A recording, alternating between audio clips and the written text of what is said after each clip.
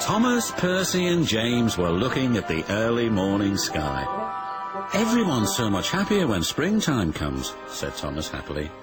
"Everyone except the Fat Controller," grumbled James. "He seems to be working us harder than ever. I'm tired of these coastal runs." "He just wants everything to be ready for the holidays," replied Percy. "Anyway, salty air makes me all cheerful in my smoke box." "Ha!" snorted James. "It's the countryside that really gets me fired up. It's the only place to be." And he puffed away to collect his fuel trucks from the docks. Thomas and Percy had to take some empty trucks to the scrapyards. As they were shunting their trucks into a siding, they saw an old coach. She looked very sad.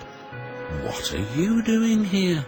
"They called me old slow coach and told me I wasn't useful anymore. Now only the mice ride in me." "Well, you may be dusty, but you look in perfect shape." The yard manager appeared. "Come along, I have trucks for you to take away."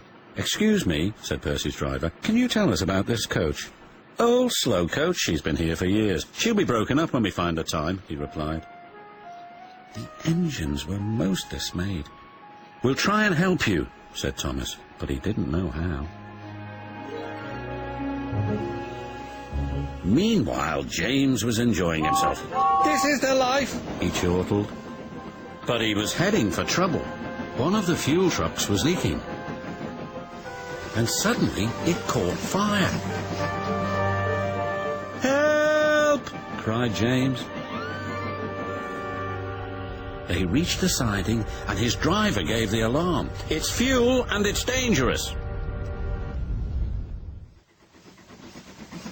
As Thomas and Percy approached the junction, they saw the smoke and a guard waving a red flag. "Sparks from James's funnel have set the fuel trucks ablaze," he called. "The firemen have got things under control, but it's quite a mess." "You said the countryside run got you all fired up, James," said Percy. "But I didn't think he meant it in this way." "Ha!" snorted James. "It was the stupid truck's fault, not mine." "It's safe to proceed now," called the fireman. Thomas and Percy puffed slowly by, but now they felt sorry for James. It wasn't long before they reached the station.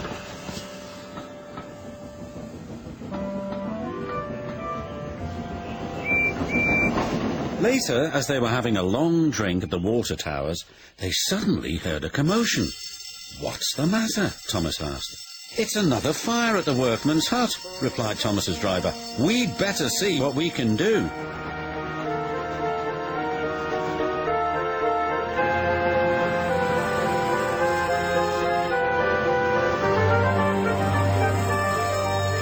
The fire engines arrived, but they had a big problem. "We are completely out of water," cried a fireman. "We can't use seawater because it clogs our works. We'll just have to let that building burn." Then Thomas had an idea. "Why don't you use the water in our tanks? We've just refilled them." The fireman wasted no time. "You're very clever engines," chuckled their drivers. Soon the fire was out, but the hut where the workmen lived was destroyed.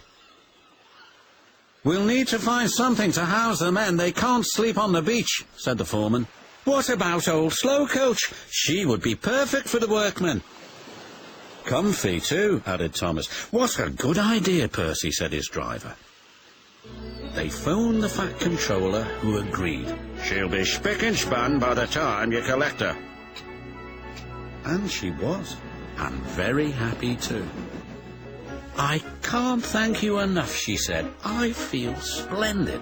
The engines buffered up to her, and she set off happily for her new home. Everyone agreed there was nothing old or slow about Coach, and she will always be really useful indeed.